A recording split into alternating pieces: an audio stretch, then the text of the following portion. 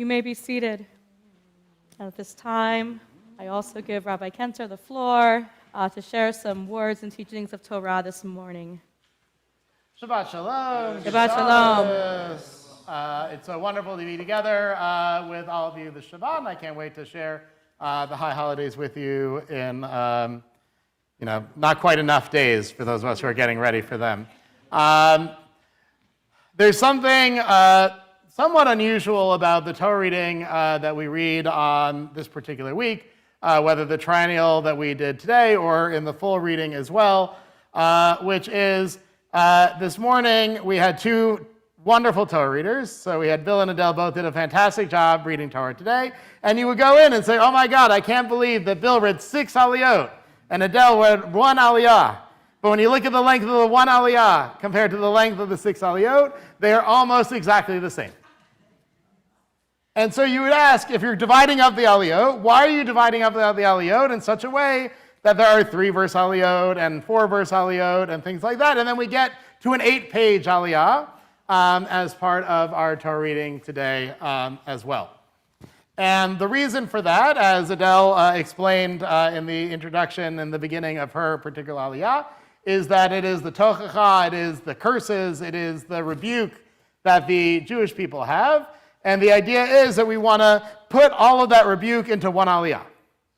We want to give a space for that rebuke. We need the time to read that section. We need to be reminded of the teachings of that, but we want to kind of put it into as little a space as we possibly can, so that we leave enough room in the other 6 aliyot for joy, for the reminder of the blessings, the reminder of the possibilities, the reminder of the covenant that we are entering into with the Almighty as part of the Torah reading that we read today.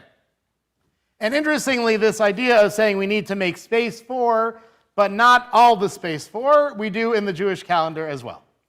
So the tradition is that just about every bad thing that ever happened to the Jewish people happened on one day. So Tisha B'Av, the 9th of the month of Av that we have over the course of the summer, almost every disastrous event in Jewish history is said to have taken place on Tisha B'Av. I'm going to tell you a little secret. They didn't. They didn't all happen on Tisha B'Av. Some of them happened around Tisha B'Av. But the idea that the rabbis had was, as Jewish people, if we marked every sad thing that happened to the Jewish people, we would be spending every day being sad. Every day there would be someone who had been killed. Every day there would be a community that was lost. Every day there would be something that we needed to commemorate, that we needed to remember. And the rabbi said we need to make space for that, but we can't do it all the time. So on Tisha B'Av is going to be a designated time for us to be able to say, we need a space for sadness. We need a space to feel those feelings that we have, but we can't feel them all the time. We can't feel them that acutely all the time. And then that message was then taught again in a wonderful movie that came out a number of years ago called Inside Out, which is a movie about all of our emotions and making space for all those emotions, and that joy, things are supposed to be joyful all the time. And yet, spoilers, the idea is that we also need to make space for those other feelings that we have in our lives as well.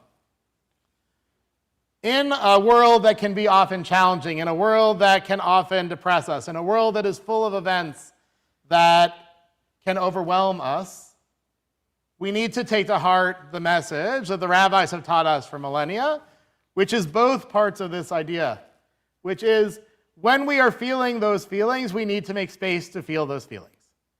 That we are entitled to feel them, it is appropriate to feel that way. When we are angry, when we are sad, when we are frustrated, we need to make space for that. We need to say that we are allowed to feel that way. We are supposed to feel that way. Those feelings are genuine, those feelings are real. The divine has created us with those emotions and meant to feel them. And so we need to make sure that we make space for that, but we need to make sure that it doesn't overwhelm us. We have to make sure that it's not all of who we are, and that we make space for other things as well. Even in the saddest times in Jewish life, as we're commemorating Shiva, the 7 days after a loved one has passed away, you don't observe Shiva on Shabbat. Even during the saddest days of someone's life, you still have to find that time for Shabbat over the course of that week, that space for joy, those space for those feelings.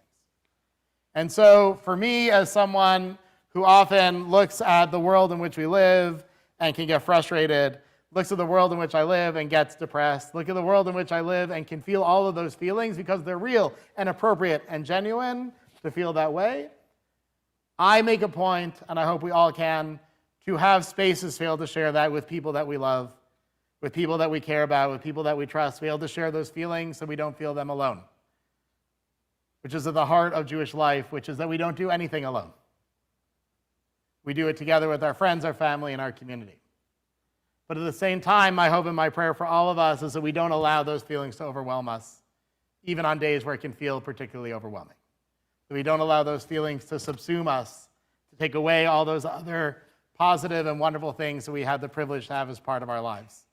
And that just as this morning's Torah reading said, let's make a space for that, but let's also make sure that we have space for all those other wonderful blessings and teachings and learnings and values as well. My hope and my prayer for all of us as we enter the new year is that we too find the space for joy, for gladness, for celebration, and for community. Shabbat Shalom.